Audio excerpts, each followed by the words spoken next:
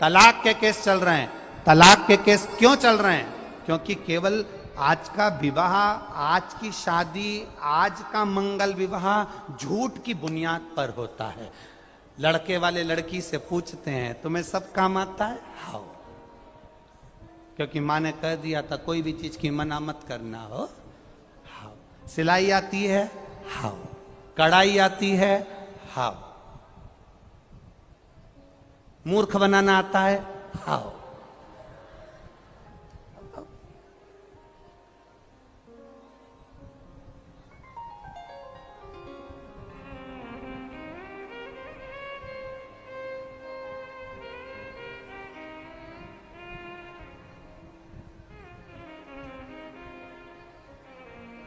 झूठ पर विवाह पक्के हो रहे हैं, झूठ पर बुनियाद रखी जा रही है। पर शिव महापुराण की कथा कहती झूठ से परे होइए। दिखावे की जिंदगी से भगवान शिव प्रसन्न नहीं होते। सावन का महीना आया, सिर पर त्रिपुंड लगा लिया।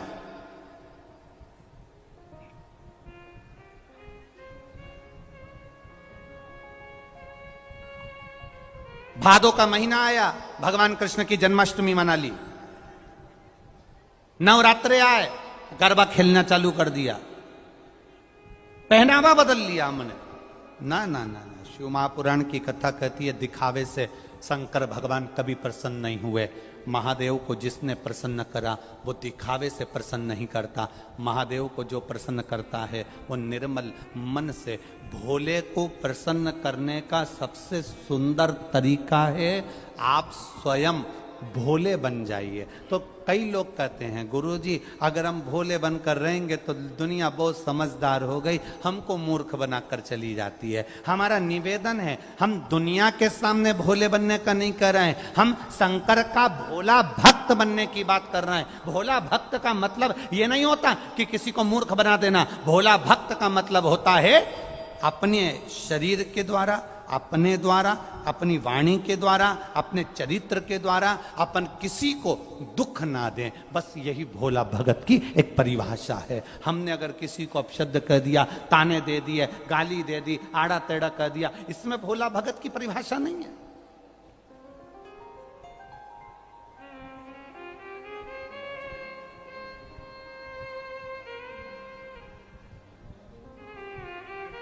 ये खंडेलवाल परिवार ने कथा करवाई है, श्री कैलाश जी खंडेलवाल और इनके श्रीमती चंद्रकांता जी खंडेलवाल आदि।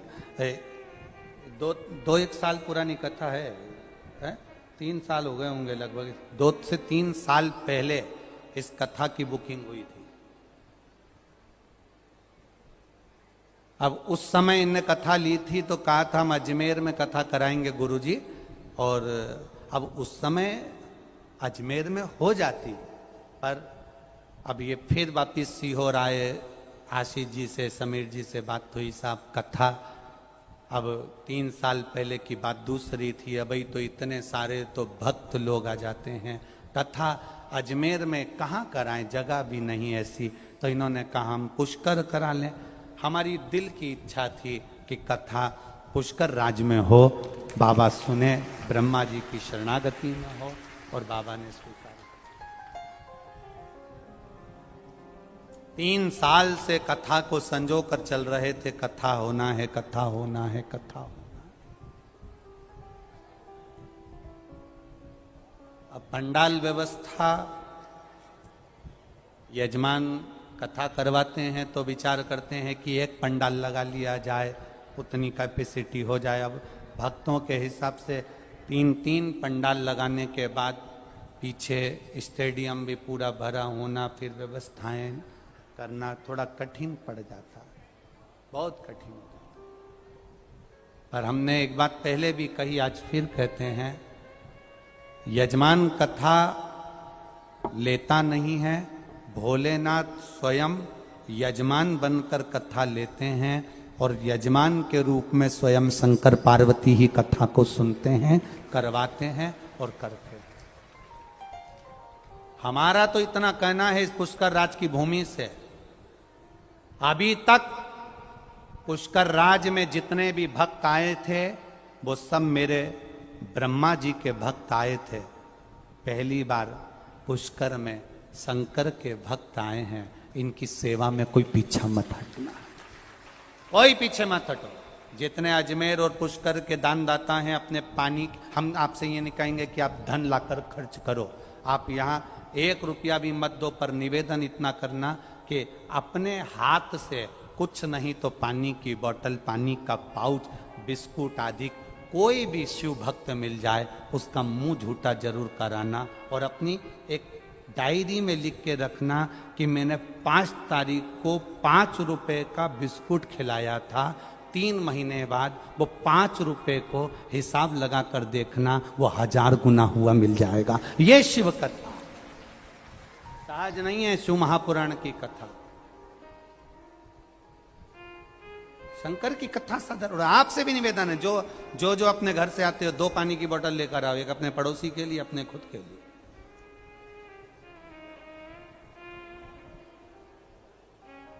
देखिए, अरे महाराज,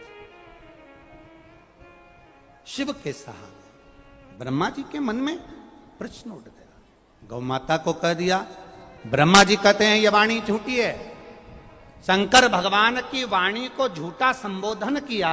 शिवजी ने अपने पैर के नख से अंगूठा का नख तोड़कर फेंका, काल भैरव को प्रकट करा, काल भैरव को कहा ब्रह्मा का सिर काट दो, शीश ब्रह्मा जी का कटा, लुढ़कता लुढ़कता गया, कर्मनाशा नदी प्रकट हो गई। वो कर्मनाशा जिसका पानी का छींटा भी शरीर पर लग जाए तो 7 पीढ़ी में करा हुआ पुण्य नष्ट हो जाता है।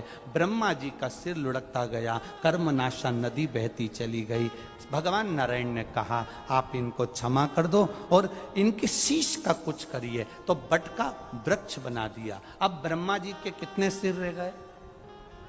पहले कितने थे? केवल 4 शीश, केवल 4। जब ब्रह्मा जी के 4 शीश रह गए, ब्रह्मा जी को अंदर से अच्छा नहीं लगा। ब्रह्मा जी को भीतर से शीतलता का अनुभव नहीं हो रहा।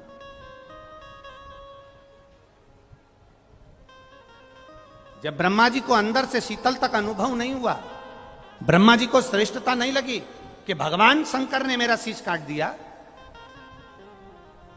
काल भैरव ने मेरा शीश काट दिया, ब्रह्मा जी को अच्छा नहीं लगा।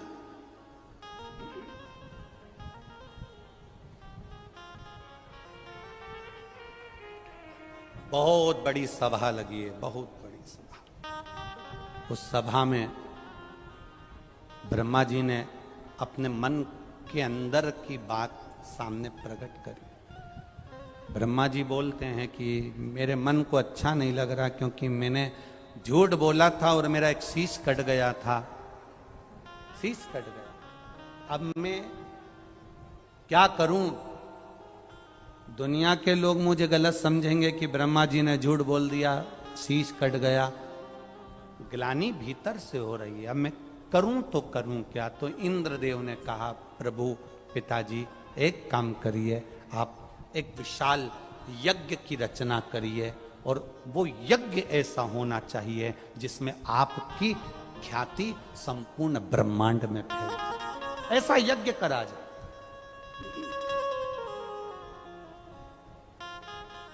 फिर वही बात आ गई, ब्रह्मा जी ने यज्ञ की तैयारी करी। ब्रह्मा जी यज्ञ की तैयारी कर रहे थे, ब्रह्मा जी यज्ञ की तैयारी में लग गए थे। उसी समय पर एक असुर हो गया जिसका नाम था वज्रनाभ।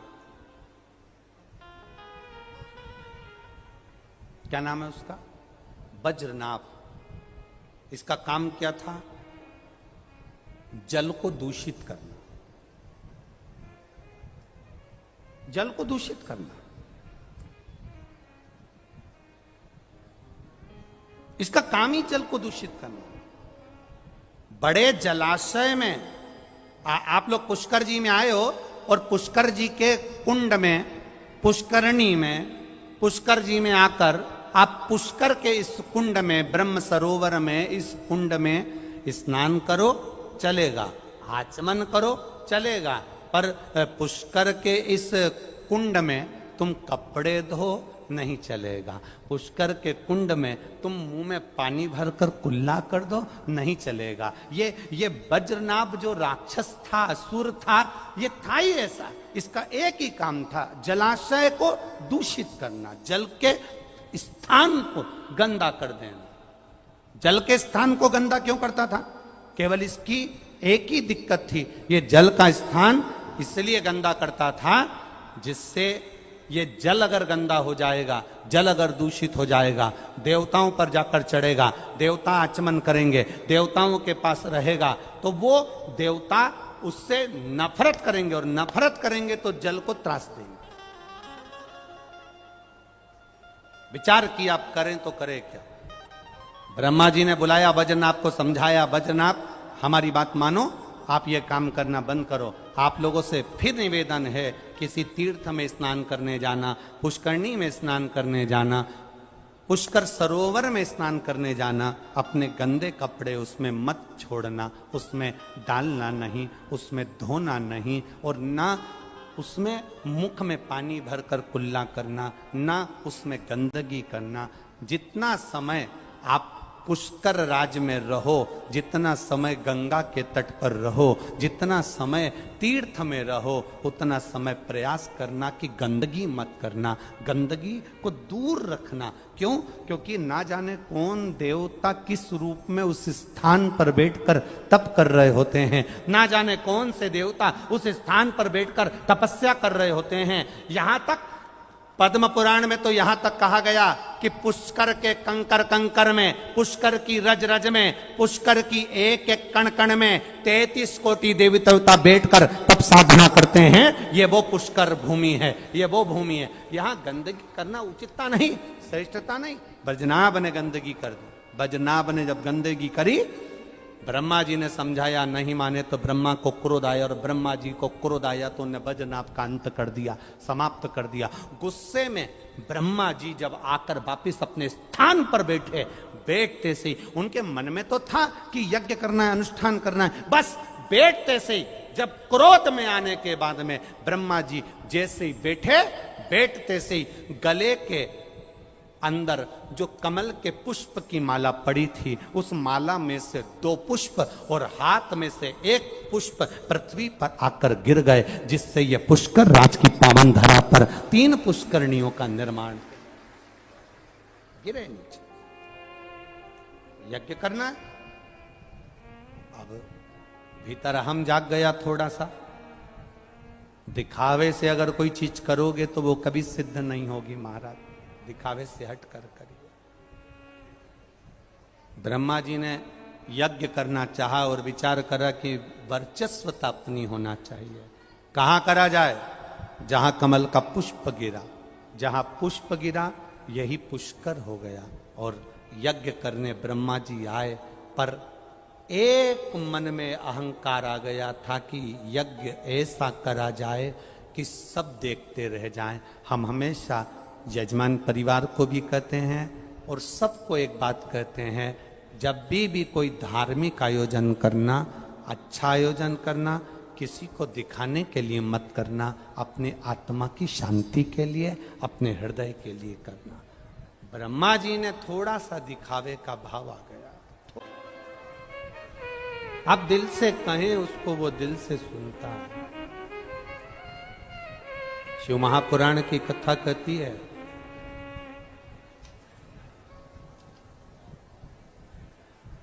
ब्रह्मदेव के भीतर जो थोड़ा बहुत अहम आ गया था, उस अहम को भगवान शिव ने समाप्त करवाया, भगवान शंकर ने समाप्त। देखिए, ब्रह्मा जी ने यज्ञ करने के लिए भूमि तो चुन ली, और भूमि पर यज्ञ करने के लिए ब्रह्मा जी बैठ भी गए।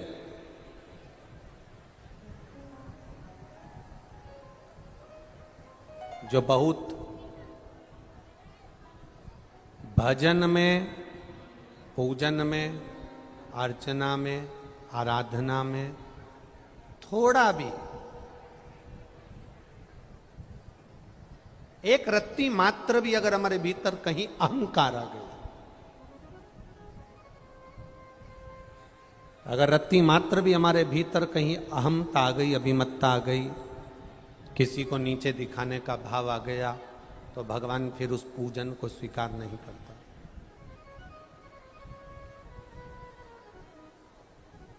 कि भगवान स्वीकार नहीं करता। एक बात बहुत अच्छे से ध्यान में रखना, शरीर में अगर एक फोड़ा हो गया,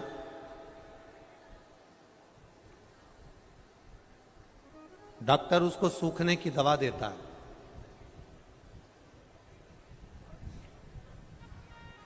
वो फोड़ा नहीं सूखा तो डॉक्टर फिर वापिस देखकर कहता है कि ये फोड़ा ऐसे सूखने वाला नहीं है, इसलिए फिर डॉक्टर दवा को पलट देता है। अब डॉक्टर सूखने की दवा नहीं देता, अब डॉक्टर दवा देता है उस फोड़े को पकने की। बोलो सही है कि गलत है?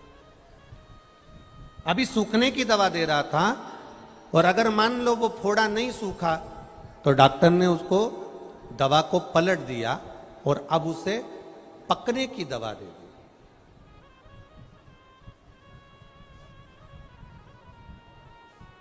अब मरीज ने पूछा कि साहब तुमने ये दवा दी, उससे तो घाव पक रहा है, ये तो और पकने लगा, ये तो घाव पक रहा है, तुमने तो इसमें पकने की दवा दे दी।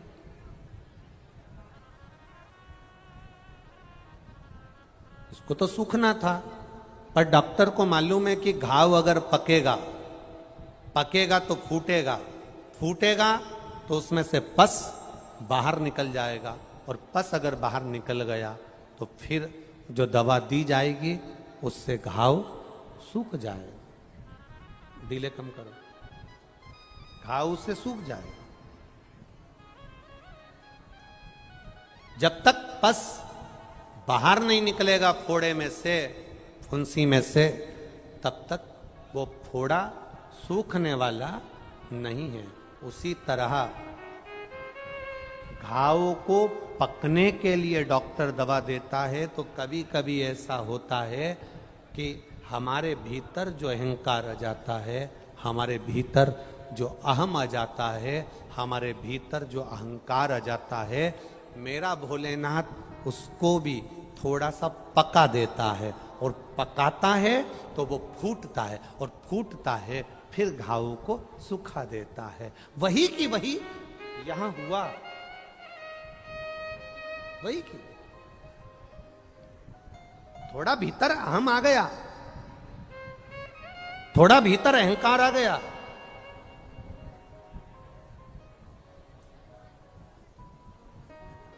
और थोड़ा सा अहंकार जब भीतर आया, थोड़ा सा अभिमान जब भीतर आया, तो उस अहंकार के आने पर ब्रह्मा जी थोड़ा सा जन कल्याण के लिए जब यज्ञ करने के लिए बैठे, और इतनी देर में माता सरस्वती का आगमन नहीं हुआ, सरस्वती माता श्रृंगार में लगी रहीं, ब्राह्मण कहते रहे यज्ञ का मुहूर्त निकल रहा है, यज्ञ का समय निकल रहा है, सरस्वती जी नहीं आई, तो गाय को खड़ा कर कर ब्राह्मणों ने वेद की ध्वनि करना प्रारंभ करी, और वेद की ध्वनि कर कर वेद माता गायत्री को गाय के मुख से ब्राह्मणों ने प्रकट कर लिया। जब गायत्री प्रकट हो गई, ब्रह्मा जी के पास में बैठ गई, यज्ञ प्रारंभ होने लगा। माता सरस्वती आई, क्रोध में लाल हो गई, और क्रोध आने पर उन्होंने श्राप दे दिया, ब्रह्मदेव कहीं पर तुम्हारे मंदिर नहीं होंगे,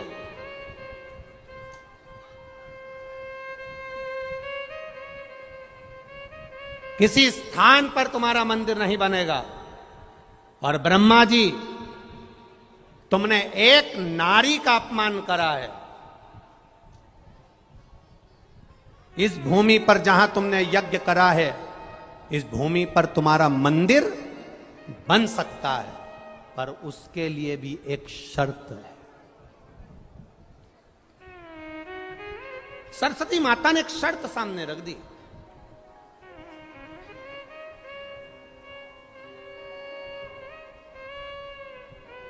एक ब्रह्मा जी जो विचार कर रहे थे कि मैं सर्वस्व कर सकता हूं, बिना नारी के, बिना सरस्वती के भी यज्ञ करने बैठ गए। तुमने मेरा अपमान करा है ब्रह्मदेव।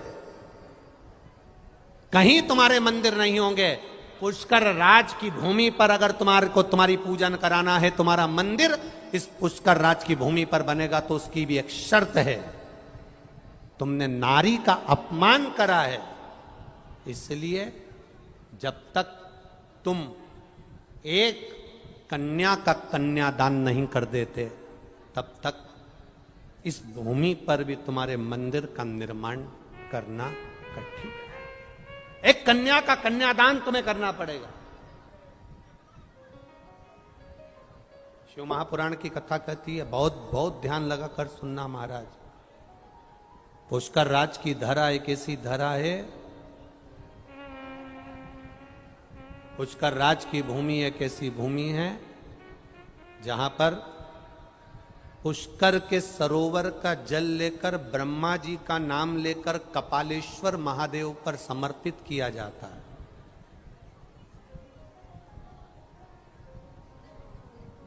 तो भूल से भी अगर किसी नारी का अपमान हुआ हो, भूल से भी किसी स्त्री का अपमान हुआ हो, या गर्भ में बेटी, नारी, बच्ची शांत हो गई हो, उसका भी दोष इस पुष्कर राज की धरा पर समाप्त हो जाता है। ये वो भूमि है।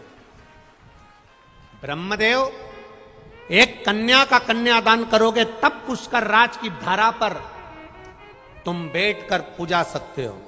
तुमने एक नारी का अपमान करा है, स्त्री का अपमान। ब्रह्मा जी मौन हो गए, मौन, स्तुप्त। देव ऋषि नारद से ब्रह्मा जी ने कहा, एक कन्या का कन्यादान करना है, वो समय कब आएगा? ब्रह्मा जी के शब्द सुनकर नारद जी ने कहा, चिंता मत करो, द्वापर में भगवान कृष्ण का अवतार हुआ,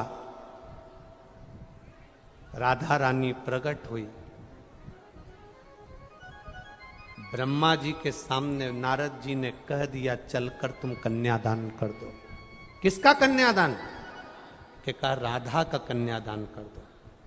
भांडिर वन में ब्रह्मा जी ने राधा और कृष्ण का मंगल विवाह कर दिया और राधा का कन्यादान ब्रह्मा जी ने भगवान कृष्ण के साथ कर दिया। इस विवाह को केवल ब्रह्मा जी जानते हैं, इस विवाह को केवल यज्ञ नारायण जानते हैं, इस विवाह को केवल नारद जी जानते हैं, इस विवाह को केवल राधा जानती है, इस विवाह को केवल कृष्ण जानते हैं। इसके सिवा इस विवाह को कोई नहीं जानता। बाकी के समय पर राधा जी का विवाह देखोगे तो अनय घोष के साथ हुआ है। बाकी के समय पर भगवान कृष्ण का विवाह देखोगे तो रुक्मणी, सतभामा, जामंती, कालंदी, मित्रवंदा, लक्ष्मणा, इनके साथ हुआ है। राधा जी के साथ विवाह का कोई प्ररूप ही नहीं मिलेगा। पर पद्म पुराण के अंतर्गत, गर्ग संहिता के अंतर्गत, स्कंद पुराण के अंतर्गत, शिव महापुराण के अंतर्गत, देवी भागवत के अंतर्गत इस पुष्कर राज में ब्रह्मा जी बैठने के लिए जो कन्या का कन्यादान करे, उसका क्रम आज भी वृंदावन की धरा पर भांडिर वन में आज भी ब्रह्मा जी ने जो राधा जी का कन्यादान करा, उसका चरित्र हमारे शास्त्र आज भी करते हैं। तब जाकर ब्रह्मदेव के लिए माता सरस्वती ने आज्ञा करी और ब्रह्मा जी यहाँ पर विराजमान हुए और फिर ब्रह्मा जी का पूजन यहाँ प्रारंभ हुआ। ये धरा। एक बात आप लोगों से कहना चाहेंगे, कन्या का कन्यादान करना कोई साधारण बात नहीं है हमारा। एक कन्या का कन्यादान करके ब्रह्मा जी पुष्कर में पूजा जाते हैं। शिव महापुराण की कथा कहती है, अगर पिता बेटी को पढ़ा रहा है, पिता बेटी को अच्छे कपड़े पहना रहा है, पिता बेटी को कॉलेज तक भेज रहा है, पिता बेटी पर पूरा भरोसा कर कर दूसरे नगर जयपुर, उदयपुर, कोटा पढ़ने के लिए भेज रहा है, तो अपने पिता के विश्वास को बेटी ना तोड़े, अपने पिता को कन्यादान का मौका जरूर दे। अपने पिता के विश्वास को बेटी ना तोड़े, उसको कन्यादान का मौका दे। क्यों? बेटा एक कुल को तारता है और बेटी दो कुल को तारती है। जब बेटी का कन्यादान पिता करता है तो बेटी का कन्यादान करते से बेटा, पिता 94 तरह के नरकों में नहीं भोगता, वो सीधे बैकुंठ धाम के लिए चला जाता है। ये बेटी कर सकती है। आपका किया गया कर्म आपको श्रेष्ठता दे दे। आज बच्चे लोग शंकर जी के मंदिर जा रहे हैं, आज नारियां शंकर जी के मंदिर जा रही हैं, पुरुष वर्ग शिव जी के मंदिर जा रहा है, कुछ तो मिलता होगा। एक पत्र आए, देखिए पत्रों में कितना सुंदर भाव लिखा।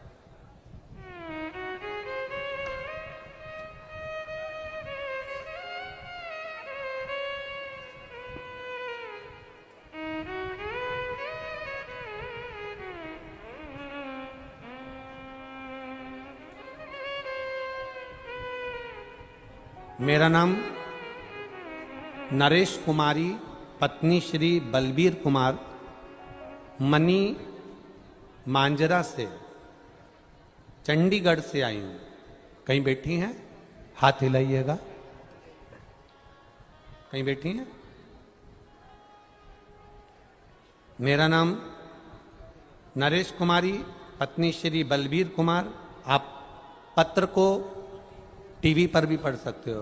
पति श्री बलबीर कुमार, मनी मांजरा से, चंडीगढ़ से आई हूं। कहीं हो तो हाथ हिलाइएगा। अगर कहीं बैठी हो तो अपने दोनों हाथ हिला सकती हैं। चंडीगढ़ से आई हूं। गुरुदेव, मेरे पति को सन 2015 से सोराइसिस की बीमारी थी, जो कि पूरे शरीर में फैल गई थी। पहले 2 साल पीजीआई से इलाज चला, पर बीमारी से कोई आराम नहीं मिला। फिर उसके बाद 3 साल आयुर्वेदिक इलाज चला, पर कोई आराम नहीं मिला। फिर कोरोना काल से आपकी कथा सुनना प्रारंभ करी। एक आपने शिव जी का बगलामुख और बगलामुखी माता का हल्दी का माला वाला उपाय बताया था। गुरुदेव, मैंने दवाई लेते लेते वाला उपाय करना प्रारंभ करा और बाबा की कृपा से 2 साल से मुझे आराम मिल गया। मेरी सोराइसिस की बीमारी समाप्त हो गई। मैं बाबा को यहाँ धन्यवाद देने आई हूँ। गुरुदेव, मेरा बेटा अजय कुमार 35 साल का हो गया था, जिसकी शादी नहीं हो रही थी। जिसको पत्रिका दिखाते थे वो कह देता था इसके विवाह के योग नहीं है। मैंने पशुपतिनाथ का व्रत किया, बाबा से विनती करी और 14 मार्च 2023 को मेरा बेटा जो 35 साल का हो गया था उसकी शादी बाबा ने करा दी। मैं बाबा को धन्यवाद देने आई हूं। शिव तत्व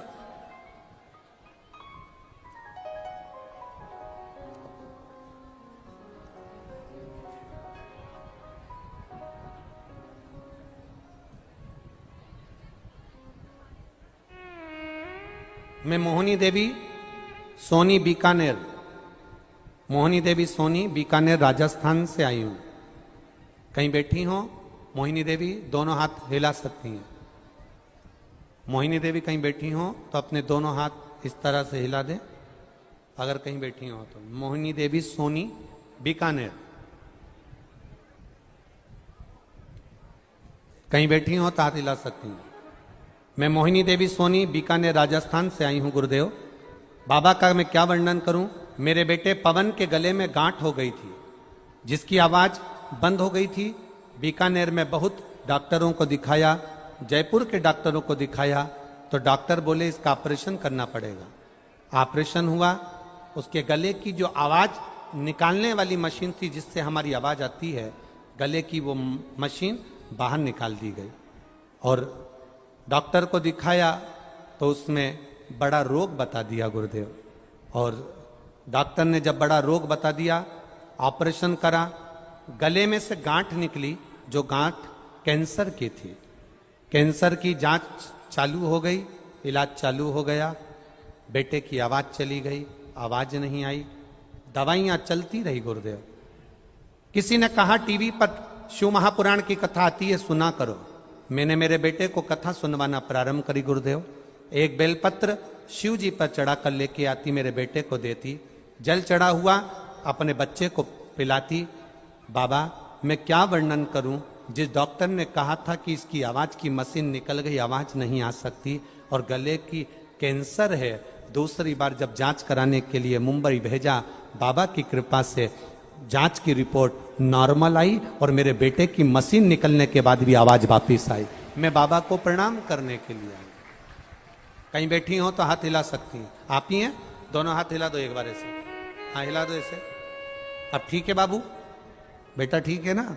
हाँ तो दोनों हाथ हिला कर एक बार बोल दो हर हर महादेव। शिव तत्व ऐसा है। एक पत्र बड़ा सुंदर आया है।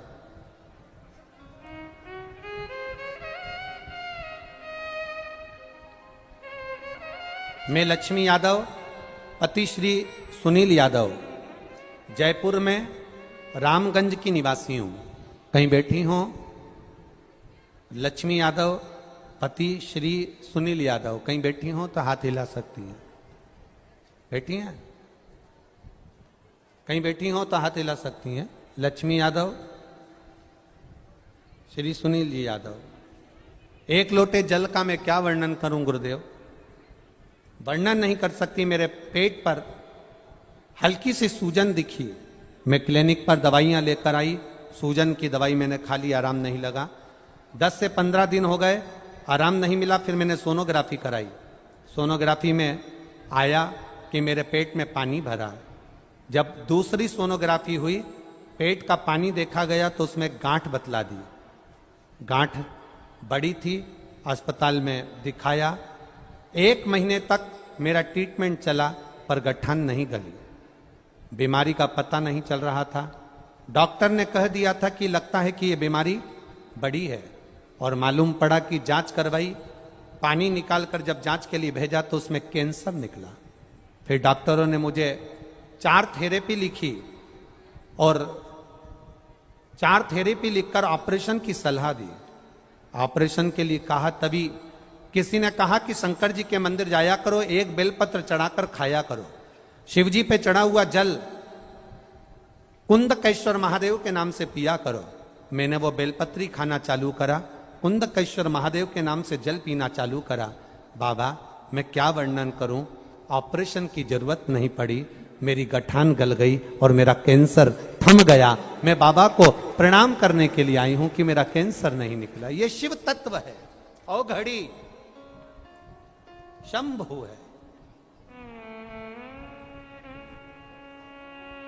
बैठी हैं कहीं? हाथ हिला। आप ही हैं? हाथ हिला दो एक बार ऐसा।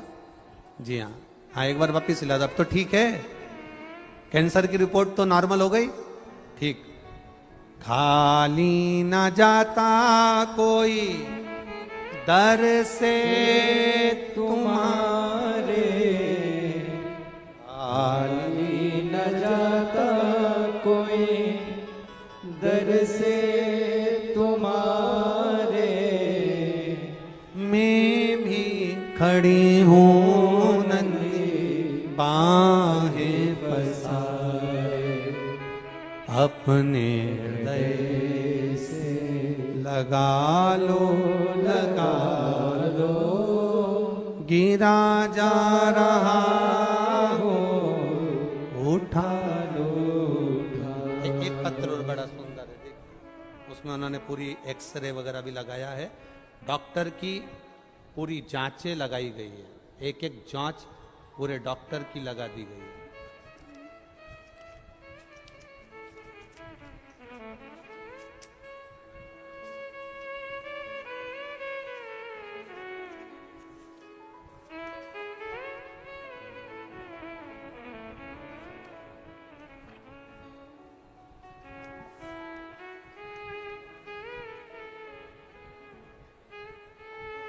मेरा नाम कमला देवी है। मेरे पति का नाम सत्यनारायण उदेनिया है, जो आर्मी से रिटायरमेंट हैं। मेरा पता है नांदला नसीराबाद के पास, जिला अजमेर। मेरा मोबाइल नंबर ये है। कहीं बैठी हो तो हाथ हिला सकती हैं, जहाँ कहीं भी बैठी हो। मेरा नाम कमला देवी है। मेरे पति का नाम सत्यनारायण उदेनिया है, जो आर्मी से रिटायर हुए हैं। हम गांव नंदला, नंदला ये कि नांदला है, नांदला नसीराबाद के पास, जिला अजमेर से हैं। कहीं बैठी हैं? अच्छा आप ही हैं। दोनों आए हैं? दोनों हाथ हिला दो ऐसा।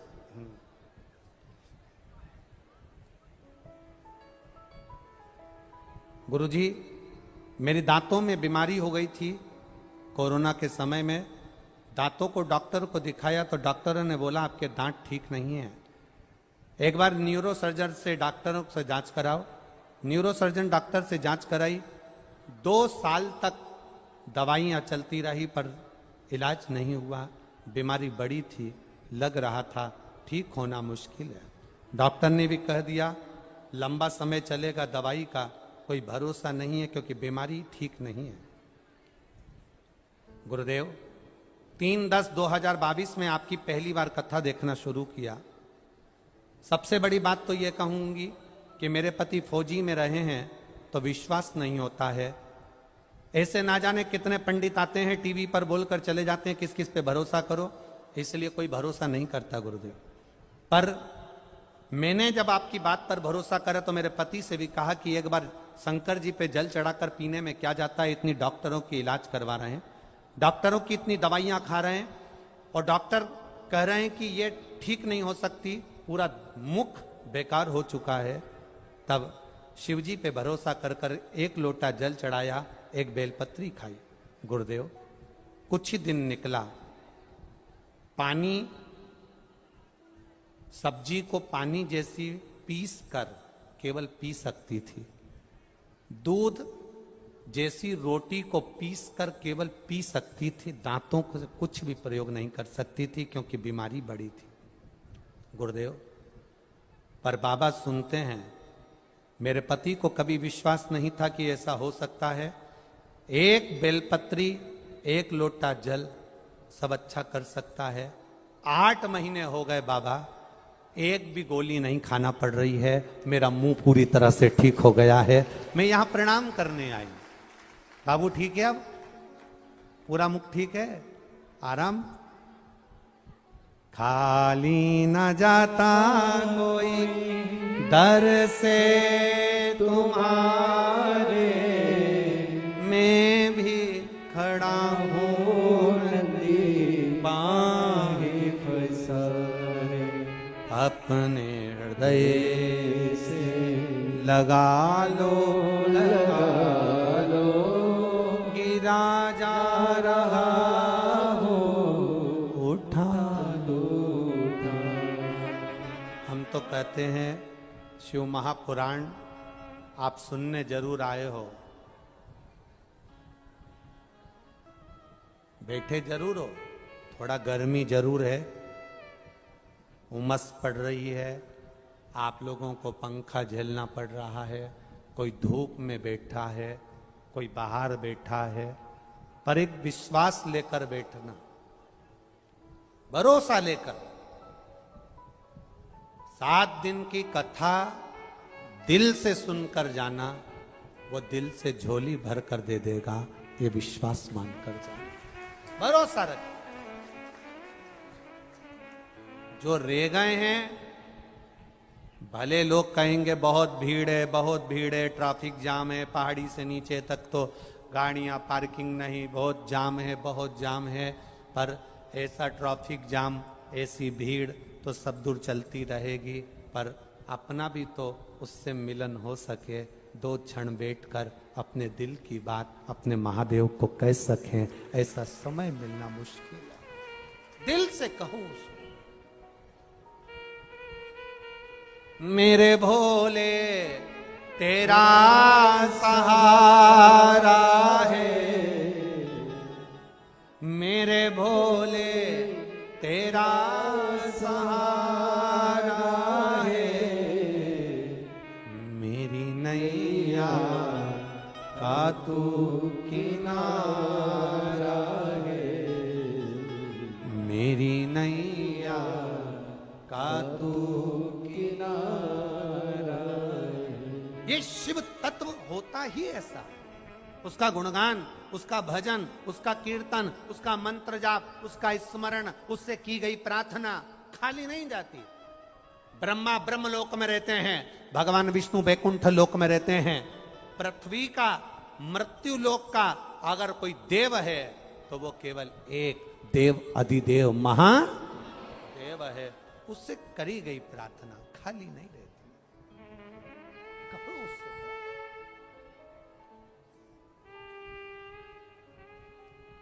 एक बेटी ने पत्र में लिखा, गुरुजी 4 साल शादी के हो गए थे, मेरे परिवार वाले मुझे ताना दे रहे थे, बेटी लिख रही है। संतान नहीं थी। कैलाश कंवर, पति का नाम पूरण सिंह राठौड़, गांव डेगाना, गांव जिला नागौर, राजस्थान। कहीं बैठी हैं? कहीं बैठी हो तो हाथ हिला सकती हैं। मेरा नाम कैलाश कंवर, पति का नाम पूरण सिंह राठौर, गांव डेगाना, गांव जिला नागौर, राजस्थान। कहीं बैठी हो तो हाथ हिला सकती हैं। आई हैं? हाँ, उधर हैं, हाथ हिला दो। बच्चे को लाइए साथ में, ला सकती हो यहां तक? हाँ, लिया लिया लिया। मेरा कार्यकर्ताओं से निवेदन है, इनको आने के लिए थोड़ी सी जगह दे दें। गुरुदेव सब ताना देते थे तेरे घर में संतान नहीं होगी। जिसको दिखाया उसने कहा संतान का सुख नहीं है। डॉक्टर को दिखाया तो कहा तुम दोनों पति पत्नी में कुछ कमी है जिसके कारण संतान का सुख नहीं है। गुरुदेव पहला पशुपति व्रत करा अपने ससुराल में। मैं भोग लगा कर आती थी और ऐसा लगता था कि कुत्ता प्रसाद को खा जाता था तो मन दुखता था कि भगवान ने मेरे व्रत को स्वीकार नहीं करा। गुरुदेव मेरा गर्व नहीं ठहरा। फिर मैंने वापिस व्रत करा, स्वीकार नहीं हुआ। मेरी माता ने मुझे मायके बुला लिया और पशुपति व्रत करवाए और बाबा की कृपा ऐसी हुई।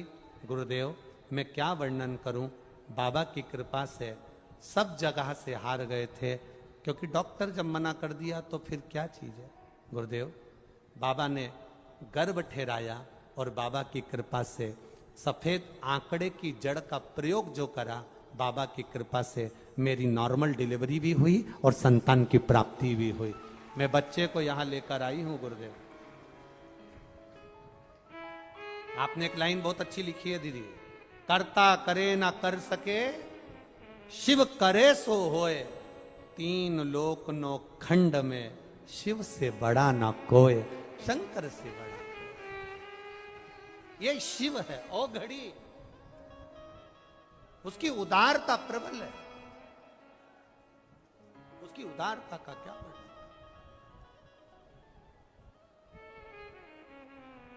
एक नारी का सम्मान करना, एक नारी का आदर करना, एक नारी का सत्कार करना, ये पुष्कर राज की धरा सिखाती है हमको। ये पुष्कर राज की भूमि सिखाती है हमको।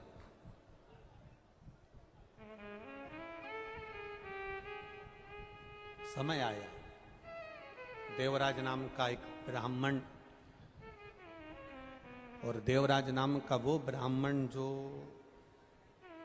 कभी मंदिर नहीं गया, कभी देवालय, कभी शिवालय नहीं गया, कभी शिव की उसने आराधना नहीं करी, कभी भगवान की भक्ति में वो डूबा नहीं। चोरी का धन लेकर जा रहा था, मंदिर में जाकर बैठ गया क्योंकि शरीर में ताप हो रहा था, शरीर में कष्ट हो रहा था। शरीर में कष्ट है, शरीर में ताप है, बैठ गया। वहीं पर शिव महापुराण की कथा चल रही थी और देवराज नाम का ब्राह्मण जो चोरी में लीन था, कभी भगवान के मंदिर नहीं गया, कभी शिवालय नहीं गया, कभी देवालय नहीं गया, कभी शिव को एक लोटा जल नहीं चढ़ाया, कभी शंकर भगवान पर एक बेलपत्र ना चढ़ाई। उस देवराज नाम के ब्राह्मण के शब्द सुनकर उसे क्रोध भी आ रहा था, क्योंकि ब्राह्मण बार बार में बोल रहा था हर हर महादेव। जब जब ब्राह्मण हर हर महादेव बोल रहा था तो देवराज को थोड़ा सा चिढ़ छूट रहा था, क्रोध आ रहा था, क्योंकि उसके शरीर में ताप हो रहा था, शरीर में कष्ट हो रहा था। ताप है शरीर में, कष्ट। अब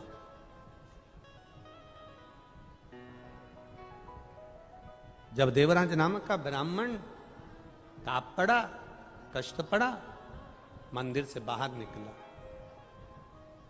और मंदिर से जब बाहर निकला तो निकलते से ही देवराज मंदिर से जब बाहर निकलता है, बेलपत्री के वृक्ष के नीचे बैठा था और उसके प्राण उसी समय पर छूट जाते हैं। उसी समय जब देवराज के प्राण छूटे, उसको यम के दूत बंदी बनाने नहीं आए। जब उसने चोरी करी थी, गलत काम करा था, तो यम के दूतों को बंदी बनाना था, पर यम के दूत उसको बंदी बनाने के लिए नहीं आए। यम के दूत बंदी बनाने के लिए नहीं आए, उसको लेने के लिए स्वयं मेरा देव अधिदेव महादेव नंदी पर उसको लेकर जा रहा है। तो देवराज के मन में प्रश्न जागृत हो गया, देवराज के मन में एक प्रश्न खड़ा हो गया। देवराज ने कहा कि प्रभु ये बात बताओ कि मैंने चोरी करी, मैंने कपट करा, मैंने छल करा, मैंने बेईमानी करी, मैंने प्रपंच करा, मैंने गलत काम करा, मैंने दुनिया का लोगों का धन चुराकर उनके धन का उपयोग करा और मुझे मरने पर तो नरक मिलना था, फिर आप ये नंदी लेकर मुझे लेने के लिए क्यों आए हो? नंदी लेकर मुझे लेने के लिए किस लिए आए हो, ये तो बताओ। तब देव अधिदेव महादेव ने कहा, तुम्हारी माता हमारी उपासक है, शिवालय में जाकर एक लोटा जल तुम्हारी माता चढ़ाती है, और शिवालय में जाकर जब एक लोटा जल तुम्हारी माता रोज चढ़ाती है, बस शिव जी कहते हैं घर की कोई नारी, घर का कोई पुरुष, घर का कोई बच्चा, घर का कोई बुजुर्ग, घर का कोई बड़ा, घर का कोई एक व्यक्ति भी अगर शंकर जी के मंदिर में शिवालय में जाकर एक लोटा जल चढ़ा रहा है, समझ लो वो अपनी 71 पीढ़ी को पार लगा रहा है, केवल जड़ चढ़ाने के भाव में 71 पीढ़ी पार। एक लोटा जल, जरा जरा जम के बोलो, सारी समस्या का हल। बोल बम का नारा है। राजस्थान वालों की आवाज बैठ गई का?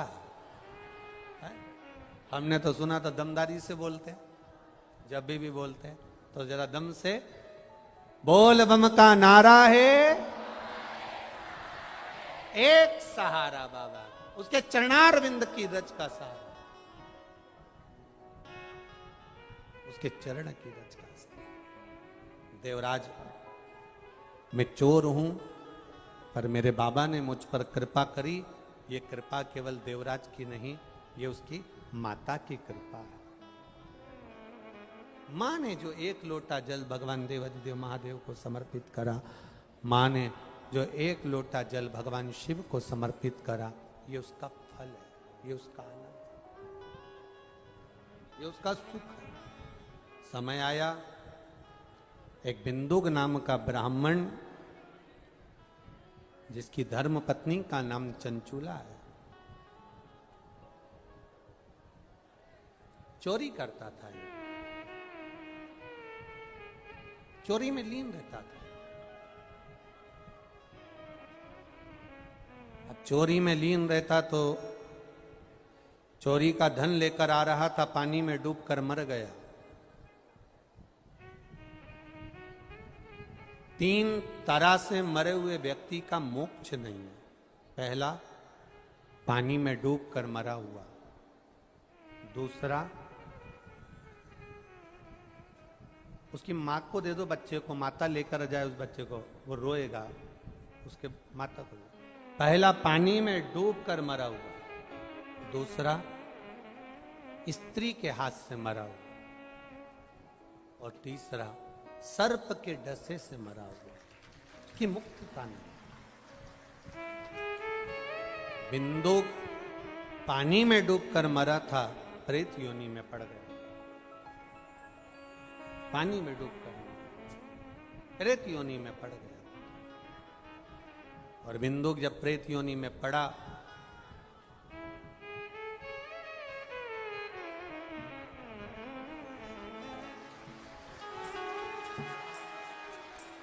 एक बार जोरदार ताली बजाएं। ये सब शिव के प्रसाद है।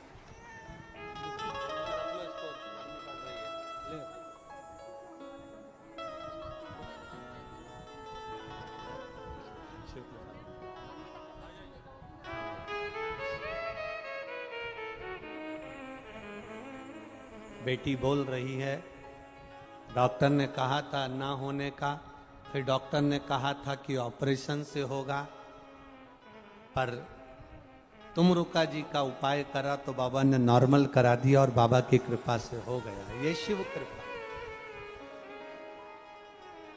बिंदु प्रेत योनि में पड़ गया और बिंदु जब प्रेत योनि में पड़ा,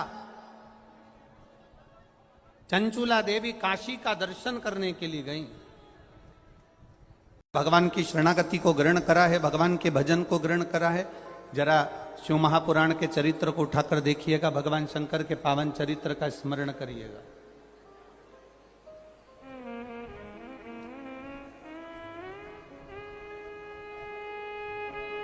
ब्रह्मा जी ने भगवान विष्णु से प्रश्न किया है, मैं आपकी नाभि से प्रकट हुआ हूं, आप मेरे पिता हो।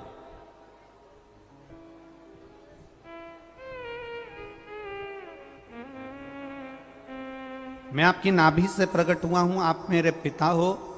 पर ब्रह्मा जी ने भगवान विष्णु से प्रश्न किया कि मुझे मेरे पिता का नाम मालूम है, क्या आपको अपने पिता का नाम मालूम? ये ब्रह्मा शिव महापुराण की कथा चल रही है, थोड़ा सावधानी से सुनना। ब्रह्मा जी का चरित्र कोई साधारण चरित्र नहीं है।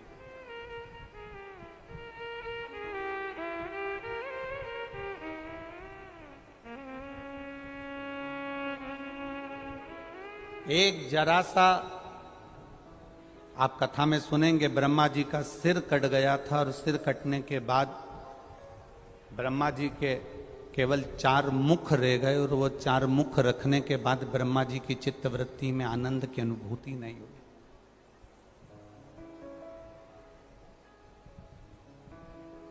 ब्रह्मा जी ने प्रश्न किया कि मुझे मेरे पिता का नाम मालूम है, जिन्होंने मुझे प्रकट करा, मैं आपकी नाभि से प्रकट हुआ हूं, कमल के पुष्प के ऊपर मेरा जन्म हुआ है, पर मुझे अपने पिता का नाम मालूम है, क्या आपको अपने पिता का नाम मालूम है? भगवान विष्णु से पूछ रहे हैं। तो भगवान नारायण के मुख से सरल भाषा में निकल गया कि मेरे पिता तो देव अधिदेव महा, कोई दूसरा मेरा पिता है ही नहीं।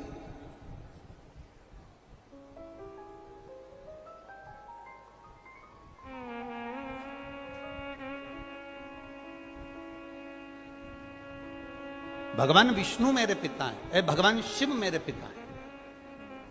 अच्छा, कई लोग कहते हैं गुरुजी ये आप कह देते हो कि भगवान नारायण के पिता भगवान शंकर हैं, तो ये कथा कहाँ कहाँ मिल सकती है?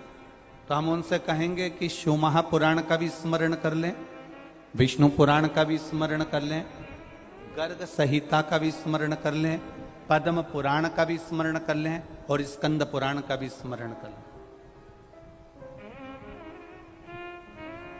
अगर आप बहुत दूर नहीं जा सकते तो बद्री विशाल की कथा को उठाकर देख लीजिए। बहुत दूर आप नहीं जाते तो बद्रीनाथ जी की कथा को उठाकर देखिए कि भगवान नारायण और लक्ष्मी शंकर भगवान के पावन धाम में घूमने के लिए निकले और घूमने के लिए, भ्रमण करने के लिए जब बद्रिकाश्रम में पहुंचे, बद्रिकाश्रम की जो भूमि थी वो शिव जी की प्रिय भूमि थी, जहां पर आते से ही लक्ष्मी जी का मन लग गया और लक्ष्मी जी ने नारायण से कहा, ये भूमि मुझे चाहिए, ये भूमि मुझे चाहिए। भगवान विष्णु ने समझाया कि ये तो देवाधिदेव महादेव की धरा है, ये भगवान शंकर की पवित्र भूमि है, इसको हम नहीं दे सकते, हम शंकर जी से नहीं ले सकते। लक्ष्मी जी ने भोजन करना बंद कर दिया, पानी पीना बंद कर दिया। तब नारायण को लगा कि इसके लिए ये जमीन देना ही पड़ेगी। तब मेरे भगवान शिव के चरणों का स्मरण करते, उससे पहले मेरे नारायण ने बच्चे का रूप ले लिया और अलखनंदा नदी के तट पर मेरे भगवान नारायण रोने लगे। पार्वती जी के कानों में शब्द गया, पार्वती जी नारायण को उठाकर लेकर आ गई। शिवजी से आकर कहा, मुझे एक बच्चा मिला है, माँ इसको छोड़कर चली गई है, ये बच्चा रो रहा है, इसलिए मैं इसको लेकर यहाँ आ गई हूँ, मैं इसको रखना चाहती हूँ। भगवान शंकर ने जो नारायण का दर्शन करा, दर्शन करते से ही भगवान शंकर ने मन में सोच लिया कि ये पार्वती तू जिसको उठाकर लाई है ना कहीं तेरे मन को चोट पहुंच सकती है। पार्वती जी बोली, ऐसा हो नहीं सकता। पार्वती, किसी की भी औलाद को, किसी की संतान को गोदी में नहीं लेना चाहिए। अगर संतान गोदी में आ जाती है तो उसको अपनी पूरी प्रॉपर्टी देना पड़ जाती है।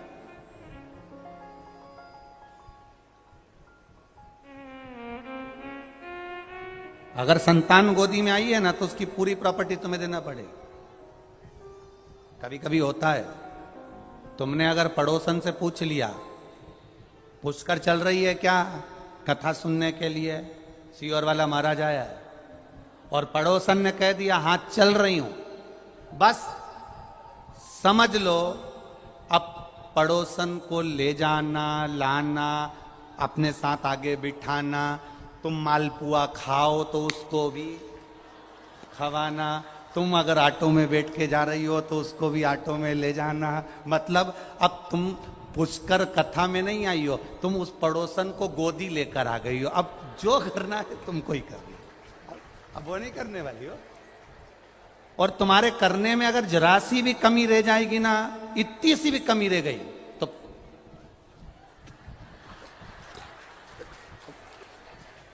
अब तुम बैठी यहां, वो बैठी वहां, और वहीं से तुमने उसको जो देखा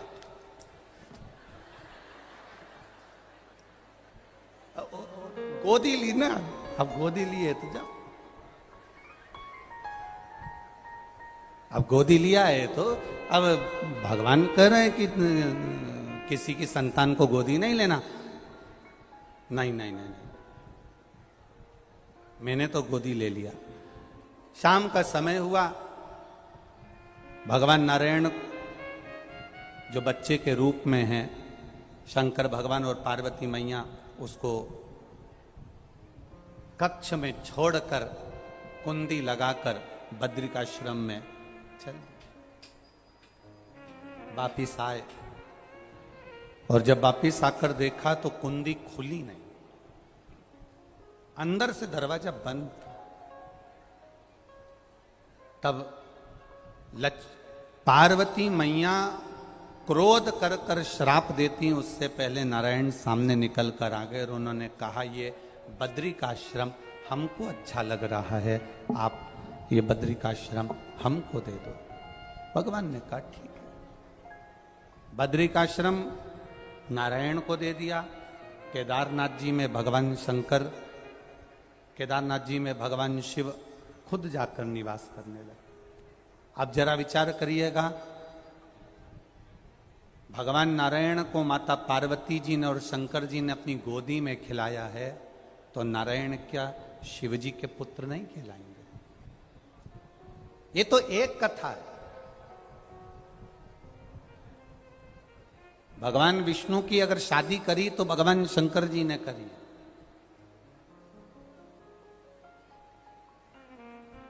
भगवान नारायण का अगर लक्ष्मी जी से मंगल विवाह करा तो शिव जी ने करा है। ये सहजता नहीं है महाराज भगवान। अब ब्रह्मा जी ने कह दिया कि तुम्हारे पिता का नाम क्या है? भगवान विष्णु ने अपने मुख से कह दिया मेरे पिता का नाम तो देव अधिदेव महा। बहुत बहुत सावधानी की कथा है। कितनी सुंदर बात भगवान विष्णु ने कही कि मेरे पिता भगवान देव अधिदेव महादेव। हमारे जैसी मूर्खता कभी देवता नहीं करे। हम जब भी नाम लेते हैं तो अपना खुद का लेते हैं, अपने परिवार का लेते हैं। ये प्रॉपर्टी किसकी है? तो कहा मेरी है। हमारे पिताजी की प्रॉपर्टी है, हमारे दादाजी की प्रॉपर्टी है। दुकान किसकी है? हमारे दादाजी की। मकान किसका है? हमारे दादाजी का। घर किसका है? हमारे काका जी का था, दादाजी का था, दादाजी से हमको मिला, हमारे पति को मिला, ऐसे मिलते मिलते गया। बेटा किसका? हमारा। बेटी किसकी? हमारी। परिवार किसका? हमारा। ये हमारी मूर्खता है।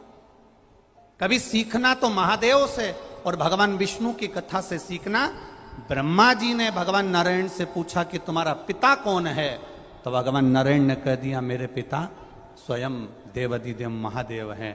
तुम्हारे मुख से घर किसका? महादेव का। परिवार किसका? महादेव का। कुल किसका? महादेव का। प्रॉपर्टी किसकी? महादेव की। और हम सब किसके हैं? देवाधिदेव महादेव। अपने आप को हम भगवान को समर्पित कर दें।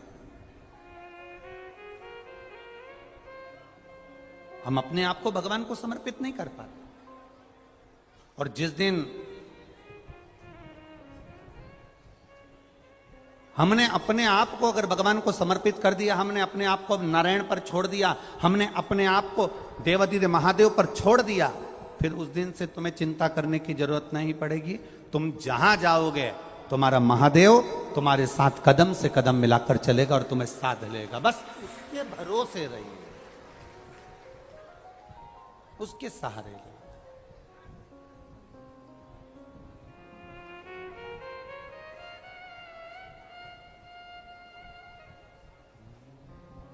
खाली न जाता कोई दर से तुम्हारे, खाली न जाता कोई दर से तुम्हारे। मैं भी खड़ा हूँ नंदी बाहें पसारे, अपने हृदय से लगा लो, लगा लो। गिरा जा रहा उठा लो, उठा लो।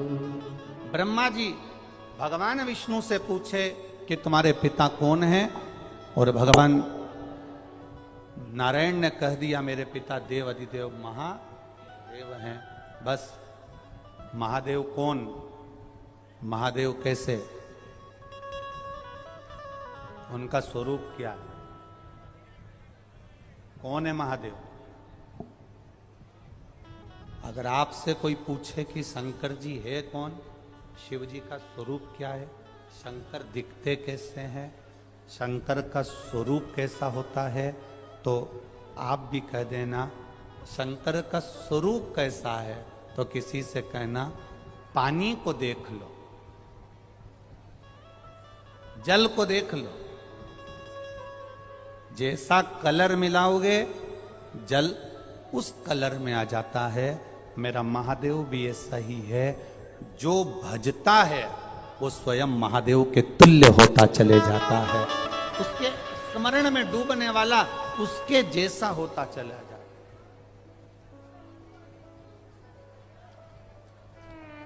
आप जितना जितना भजन, कोई कह रहा था गुरुजी पुष्कर राज्य में कथा चल रही है, आप तो 5 तारीख से कथा करने वाले थे, 4 तारीख को पूरे पंडाल, 4 तारीख को शाम को ही पूरे पंडाल भर चुके थे, कथा तो 5 तारीख से।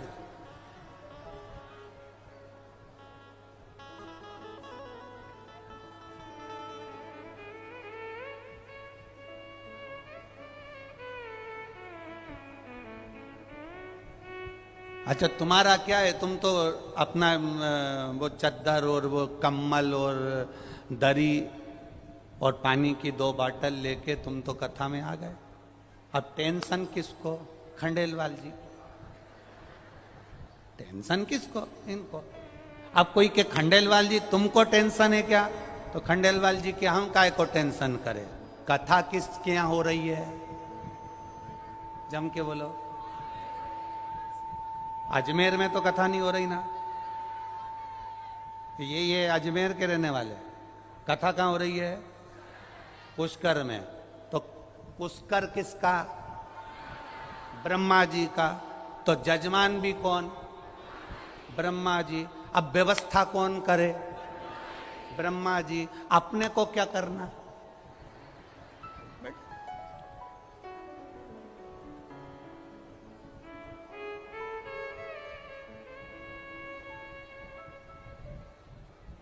अब फिर किसी ने कहा कि ब्रह्मा जी कैसे व्यवस्था करेंगे, तो हमने कहा देखो हमारे घर में एक धर्म पत्नी होती है तो 10-20 मेहमान को झेल लेती है, उनकी तो 2-2 हैं तो सब झेले से तो सब। ब्रह्मा है वो, ब्रह्मा साधारण नहीं है, संपूर्ण ब्रह्मांड का, संपूर्ण तीर्थों का, संपूर्ण धामों का, संपूर्ण पुष्करणी का एक गुरु है और वो पुष्कर राज है, साधारण नहीं है, वो पुष्कर राज है। अब हम ब्रह्मा जी के घर नहीं आए, हम अपने गुरु के घर आए। अब गुरु के घर जाते हैं तो सारी व्यवस्था कौन करता है? गुरु करता। अब सौंप दिया इस जीवन का सब भार तुम्हारे हाथों में, हे हार तुम्हारे हाथों में, और जीत तुम्हारे हाथों में। बस अब तुम जब उसके भरोसे पर आए हो, उसके अनुसार आए हो, थोड़ा डीले कम करो, आप उसके भरोसे आए हो, उसके अनुसार आए हो, तो उसके भरोसे पर रहो। साधेगा वो, संभालेगा वो।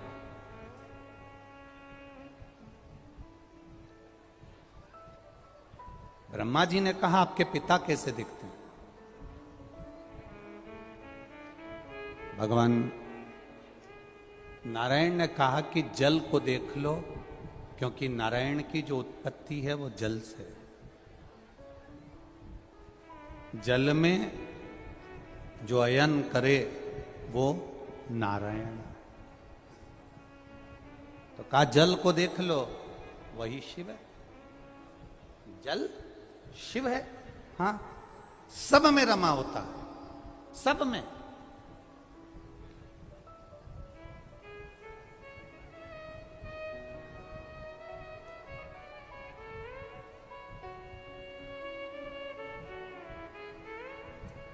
प्रत्येक शिव जी पर चढ़ा हुआ प्रत्येक शंकर के मंदिर में शंकर जी पे चढ़े हुए जल को आप आचमन कर सकते हो, प्रत्येक शिव मंदिर का। केवल एक शंकर भगवान का शिवलिंग ऐसा होता है जिसके ऊपर चढ़ा हुआ जल का आचमन अपन नहीं करते, वो होता है पारत का शिवलिंग, पारे का शिवलिंग। कौन सा शिवलिंग है? पारत का शिवलिंग। पारे का शिवलिंग, एक शिवलिंग पारत का ऐसा होता है जिस पे चढ़े हुए जल का आचमन अपन नहीं कर पाते। बाकी के जितने शिवलिंग है, जितने शंकर भगवान के स्वरूप हैं, पाषाण का हो, लकड़ी का हो, जिस भी स्वरूप में हो, हीरे का हो, पन्ने का हो, सोने का हो, चांदी का हो, पीतल का हो, तांबे का हो, एल्युमिनियम का हो, लोहे का हो, जो शिवलिंग है, कांच का हो, स्फाटिक का हो, जो शंकर भगवान के शिवलिंग है, हम उसका आचमन कर सकते हैं, हम उसको पी सकते हैं, हम उसका आचमन कर सकते हैं। केवल एक पारत का शिवलिंग ऐसा होता है, पारे का शिवलिंग एक ऐसा होता है जिस पर चढ़ा हुआ जल का हम आचमन नहीं कर पाते। उसी तरह जैसे पारे पर चढ़े हुए जल का आचमन साधारण मनुष्य नहीं कर पाता, उसी तरह भगवान शंकर के चरित्र को, भगवान शंकर के स्वरूप को, भगवान शंकर के स्वरूप को साधारण मनुष्य नहीं पहचान पाता। बहुत कठिन है भगवान शिव को पहचान, बहुत कठिन। शिव को जानना बहुत कठिन है। हम पहले भी कथा में कहे, आज फिर कहते हैं। आप लोग तो आ गए यहाँ कथा सुनने के लिए, कथा सुनकर 7 दिन में, आज 5 तारीख है, 11 तारीख को आप लोग चले भी जाओगे, पर तुम्हारे आने से सबसे ज्यादा चिंता अगर व्यापती है तो मेरे देवादिदेव महादेव को लगती है, सबसे ज्यादा चिंता उनको लगती है। कारण क्या है? महादेव को चिंता ये लगती है कि आ तो गया है, विश्वास कर कर भरोसा कर कर, दृढ़ता लेकर। कि सियोर वाला महाराज कहता है कि जो शिव महापुराण की कथा सुनता है, शंकर की कथा को जो धारण करता है, शिव तत्व को जो धारण करता है, मेरा देवादिदेव महादेव उसकी गोदी भरता है, उसकी झोली भरता है। आप आ तो गए हो, चिंता उसको व्याप जाए।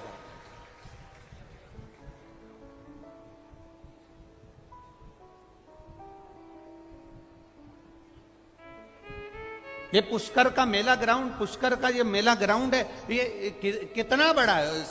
और परंतु तुम जहां चले जाओ, जहां अभी हम आ रहे थे, हमने देखा कोई वो ऊंट चलाने की गाड़ी होती है ना, है क्या बोलते हैं उसको, छकड़ा गाड़ी। अच्छा, तो ऊंट की जो गाड़ी होती है, हाँ, इतने चतुर लोग कि वो उन्होंने देखा ये पंडाल पूरे भरे पड़े हैं, जगह नहीं मिल रही है और लोग जहां तहां बैठे हैं, तो वो छकड़ा गाड़ी को यहाँ बाजू में लिया है और उसके नीचे घुस के बैठ गए। बताओ उसका करे, आधे उसके ऊपर बैठे, आधे उसके नीचे बैठे, और ऊंट के पते ठिकाने नहीं। अब ऊंट कहाँ गया वो अब मालूम। परंतु सबसे ज्यादा खुश आज ऊंट भी हुआ होगा। ऊंट इसलिए खुश हुआ होगा, कम से कम 3 घंटे की छुट्टी, अपने को चलना नहीं पड़ेगा, तो ऊंट को भी खुशी है।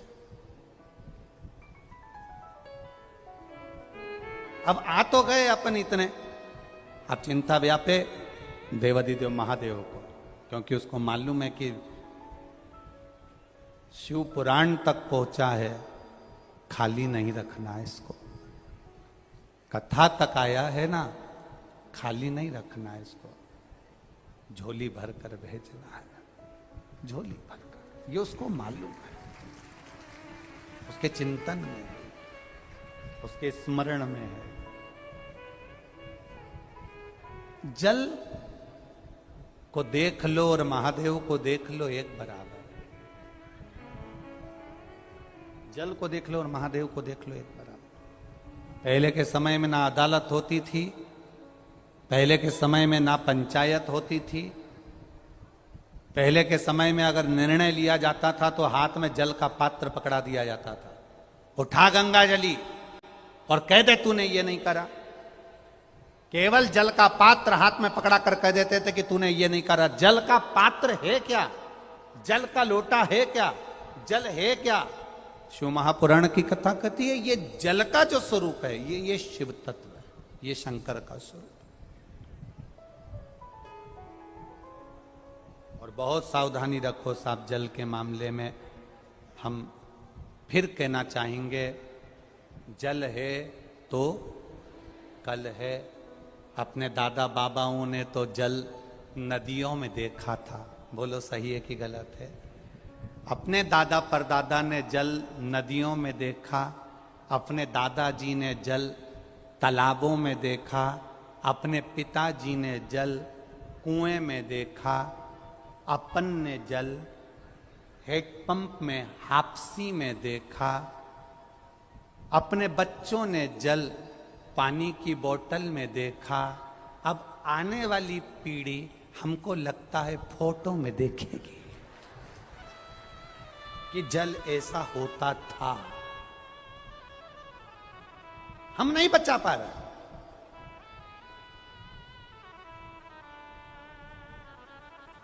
हम उस जल को नहीं बचा पा रहे। एक आपके राजस्थान का एक न्यूज़पेपर है पत्रिका अखबार,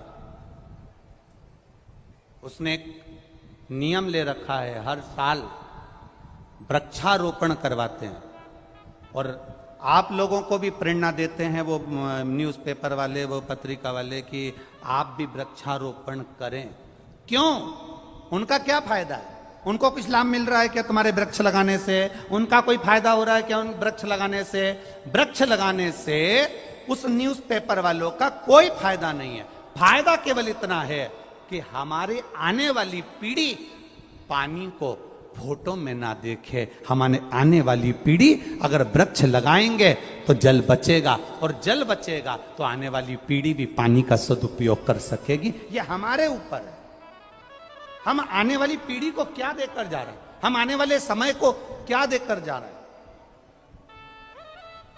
ब्रह्मा जी ने ये विचार करा, ब्रह्मदेव के मन में यह भाव आया, ब्रह्मा जी के मन में यह विचार उत्पन्न हुआ कि आपके पिता शिव कैसे हैं, मैं जानना चाहता हूं। तो इतने में एक पर्वत को ब्रह्मा और नारायण ने घुमाना प्रारंभ करा। घुमाते घुमाते घुमाते घुमाते एक शिवलिंग की आकृति बन गई।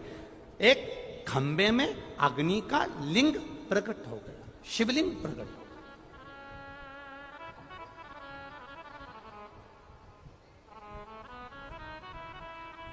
जब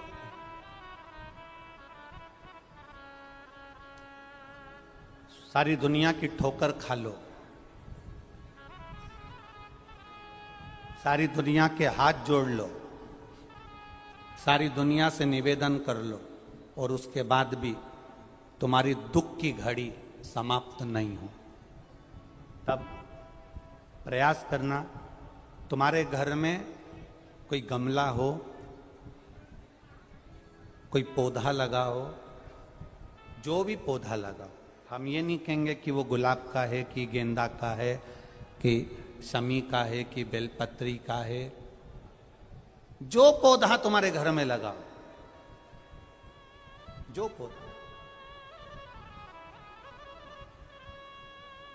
एक प्रयास करना। अभी सावन चालू हुआ है, अगर तुम्हें लगता है कि मेरी दुख का समय समाप्त नहीं हो रहा, मेरी दुख की घड़ी समाप्त नहीं हो रही, तो घर में रहने वाले जितने लोग आस्था चैनल पर कथा सुन रहे हैं, जितने फेसबुक यूट्यूब पर कथा सुन रहे हैं और जितने पुष्कर राज की इस पावन धरा पर बैठकर कथा सुन रहे हैं, उनसे निवेदन करेंगे, श्रावण 2 सावन अब की बार हैं, एक अधिक मास का भी पड़ेगा और एक श्रावण ये पड़ेगा। ये जब 2 श्रावण पड़ते हैं तो इसमें हरि और हर का मिलन होता है, हरि और हर का मिलन। क्योंकि अधिक मास जो है वो भगवान पुरुषोत्तम का है, भगवान विष्णु का, और सावन के मध्य में अगर पड़ रहा है तो देवाधिदेव महादेव के साथ भगवान हरि का मिलन हुआ है, इसलिए इसको हरिहर श्रावण कहते हैं। ये 2 महीने के श्रावण में अगर मान लो एक दिन आपका निकल भी गया, 2 दिन आपके छूट भी गए, कोई दिक्कत की बात नहीं है। जो पेड़ तुम्हारे यहां लगा हो, जो पौधा तुम्हारे यहां लगा हो, जो वृक्ष तुम्हारे यहां लगा हो, जो क्यारा तुम्हारे यहां हो, कुंडी तुम्हारे यहां हो, उसी की मिट्टी को, उसी के पेड़ के नीचे, उसी पौधे के नीचे, उस मिट्टी को थोड़ा सा हाथ से उसको उठाकर एक लिंग की आकृति बना लें। उसमें जलाधारी बनाने की जरूरत नहीं, केवल लिंग की आकृति बनाकर उसी की पूजन वहीं कर कर पानी चढ़ाकर 15 से 20 मिनट बाद अपना काम करने के बाद उसी को उसी मिट्टी में विसर्जन कर दें, अपनी कामना कर कर। देवाधिदेव महादेव 2 महीने के बाद क्या देगा ये वही जान सकता है। वो क्या प्रदान करेगा ये उसके ऊपर। देख लिया हमने, बहुत बहुत प्रयास कर कर देख लिया, सारी दुनिया का हमने प्रयोग कर कर देख लिया। इनसे भी पूछा, उन्होंने कहा वाशरूम इधर बना दो, वास्तु शास्त्री ने कहा ये बना दो, ज्योतिष आचार्य ने कहा ये बना दो, उन्होंने कहा ये बना दो, उन्होंने कहा वो बना दो। हमने दुनिया का काम कर कर देख लिया, हाथों की अंगूठियां बदल कर देख ली, नग आभूषण बदल कर देख लिए, सोने की दिशा बदल कर देख ली, सीढ़ियों की दिशा बदल कर देख ली। अब जब सारी दिशा बदल कर देख ली, सारा काम कर कर देख लिया, उसके बाद भी अगर हमारी ग्रह दशा नहीं सुधरे, हमने सबके दरवाजे जाकर देख लिया, देवी देवता उनके भी धोख धोख के देख लिया, पर जब भी अगर हमारी दशा ना सुधरे तो फिर कहीं मत जाना, महादेव के चरणों में जाकर बस उसकी आराधना में लग जाना, फिर वो संभाल लेगा, उसके ऊपर। अरे देख लिया संसार हमने देख लिया, सब मतलब के यार हमने देख लिया। अभी गुरु पूर्णिमा की कथा में हमने एक बात कही थी, घर में शादी होती है, घर में विवाह होता है, घर में फंक्शन होता है, घर में जन्मदिन मनाया जाता है, घर में शादी की सालगिरह मनाई जाती है, घर में मकान का मुहूर्त करा जाता है, घर में किटी पार्टी करी जाती है, घर में जब शुभ अच्छे कार्य होते हैं, शादी होती है, तो जितने रिश्तेदार होते हैं वो आगे बढ़ बढ़ कर काम करते हैं। बोलो करते कि नहीं करते? शादी में दूल्हा घोड़े पर, घोड़ी पर चढ़कर जाता है, सारे रिश्तेदार आगे आगे नाचते हैं। शादी में दूल्हे के आगे सारे रिश्तेदार चलते हैं, फंक्शन में, अच्छे कार्य में सारे रिश्तेदार आगे आगे बढ़कर काम करते हैं।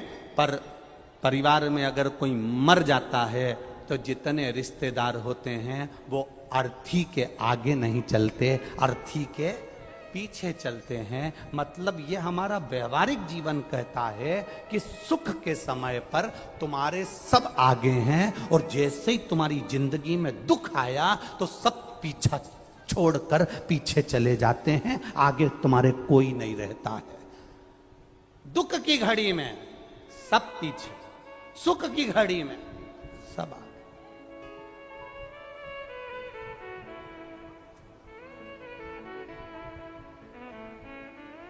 मुर्दे को लेकर जाते हैं, राम नाम सत्य कहते कहते कहते कहते शमशान में ले जाकर अकेला छोड़ देते हैं। अब जरा विचार करिएगा, शादी होती है तो दूल्हे को अकेला नहीं छोड़ते।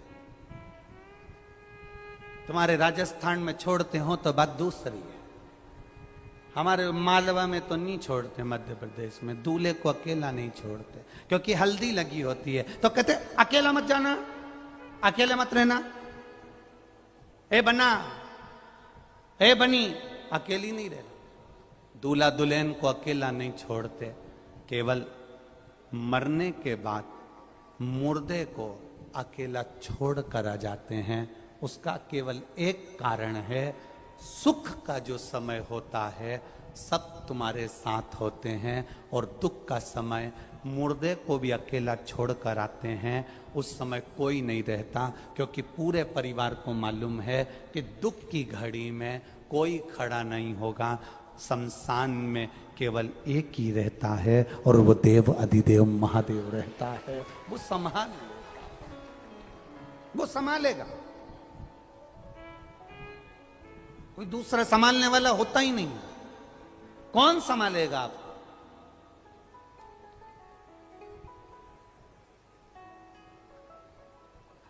जितने लोग कुबेरेश्वर धाम पर आते हैं, हम उनसे कहते हैं कभी भी यहां पर आकर ये मत कहना कि मेरी गाड़ी, मेरा बंगला, मेरी जमीन, मेरी जायदाद। यहां तो झोली भी अगर खाली लाओ, 25 साल, 30 साल, 40 साल भी अगर शादी को हो गए और औलाद नहीं हुई है, तो उसके दरवाजे पर जाकर कहना, कथा सुनते सुनते उसके 7 दिन की कथा में कंकर शंकर का स्पर्श रोज कर कर अपने गर्भ को लगाते हुए कहना, तेरी कथा सुन रही हूं, मैंने सुना है तो सबकी गोदी भर देता है। मेरी शादी को 30 साल हो गए, झोली तो तू ही भरेगा, मुझे विश्वास है, खाली नहीं लौटाएगा। और वो देकर ही भेजता है, देकर ही भेजता है, खाली नहीं भेजता।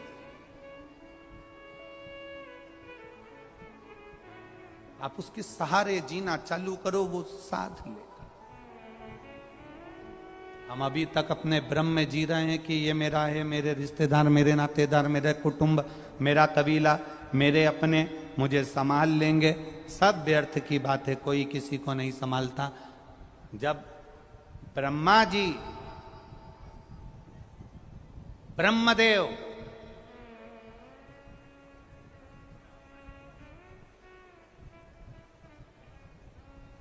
भगवान नारायण से कह रहे हैं कि आपके पिता का स्वरूप क्या, लिंग की आकृति प्रकट कर ले, शिवलिंग।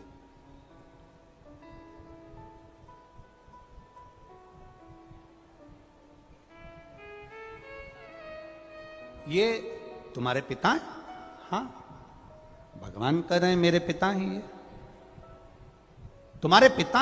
हाँ। इनके चरण कहाँ हैं? शीश कहाँ है? तुम्हारे पिता का चरण और शीश है कहां? देखना चाहिए। ब्रह्मा जी भगवान शंकर का शीश ढूंढने के लिए गए, और भगवान विष्णु जाना नहीं चाहते थे, पर ब्रह्मा जी के कहने पर भगवान नारायण शंकर भगवान का चरण ढूंढने के लिए गए। वापिस जब लौट कर भगवान विष्णु को चरण नहीं मिले आ गए, तब भगवान ब्रह्मा जी लौट कर आए तो केतकी का फूल और गौ माता को साथ लेकर आए। भगवान विष्णु से पूछा, क्या तुमको शिवजी का चरण मिला? नहीं। सत्य कह दिया, नाम सत्य नारायण पड़ गया। नाम पड़ गया सत्य नारायण।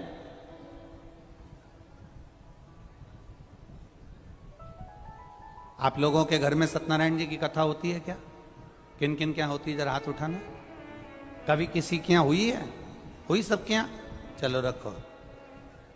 सत्यनारायण जी की कथा में कितने अध्याय होते हैं? बोलो, जम के बोलो जरा। 5। अब उसमें पहले अध्याय को पढ़ना। एक गरीब ब्राह्मण, यहीं से चालू हुआ है, ठीक है। फिर लिखा, उसने सत्यनारायण भगवान की कथा सुनी। बोलो सही है कि गलत है? 5 अध्याय पूरे हो गए, उसमें अभी तक ये नहीं पता पड़ पाया कि इसमें सत्यनारायण की कथा कौन सी थी। बोलो, पढ़ो एक बार, फिर से पढ़ो। फिर सत्यनारायण भगवान की कथा लक्कड़हारे ने सुनी। बोलो सही है कि गलत है? उसके बाद सत्यनारायण भगवान की कथा एक बनिए ने सुनी जिसके यहां संतान नहीं थी। कथा कौन सी थी? स्कंद पुराण में लिखा है, सत्यनारायण भगवान की कथा अगर कहीं से प्रकट हुई है तो वो स्कंद पुराण से प्रकट हुई है। स्कंद पुराण में वर्णन किया गया सत्यनारायण भगवान की कथा कौन सी है? वो कथा केवल यही है कि ब्रह्मा और भगवान विष्णु ने शिवलिंग को प्रकट करा। ब्रह्मा जी शीश देखने के लिए गए, भगवान नारायण चरण ढूंढने के लिए गए। जब भगवान नारायण को भगवान शंकर के चरण नहीं मिले तो ब्रह्मा जी से कह दिया, मुझे भगवान के चरण नहीं मिले। उन्होंने सत्य कह दिया, इसलिए उनका नाम सत्य नारायण हो गया। शंकर भगवान प्रकट होकर कह दिए, सुनो नारायण, आपने मेरे शिवलिंग के सामने सत्य कहा है। पृथ्वी पर तुम्हारी पूजन होगी, जो एक कलश को स्थिर रखकर, श्रीफल रखकर, केले के खंभ लगाकर तुम्हारी आराधना करेगा, तुम्हारी पूजन करेगा, उस पर सत्यनारायण भगवान तुम प्रसन्न होगे और तुम्हारे साथ में देव अधिदेव महादेव वर प्रदान करेगा, उनकी झोली खुशियों से भरेगा। ये सत्यनारायण भगवान की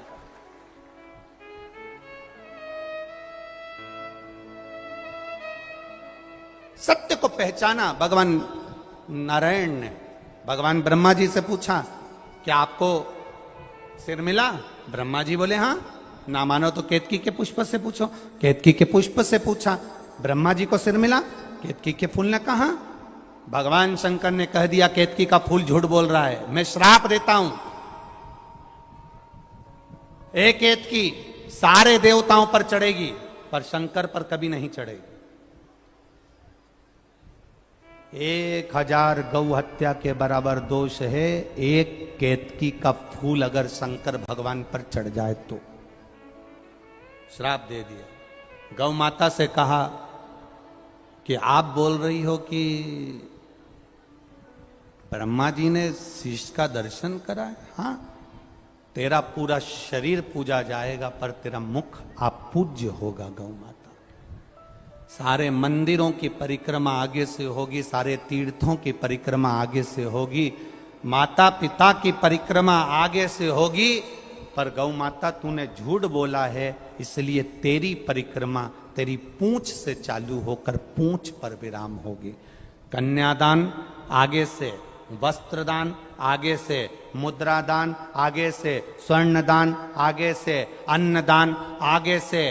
केवल एक दान ऐसा होगा हिंदू सनातन धर्म में, गौदान, वो आगे से नहीं होगा, पीछे से होगा, गाय की पूंछ पकड़कर, क्योंकि इस गाय ने झूठ बोला है। तू असत्य बोल दी, झूठ बोल।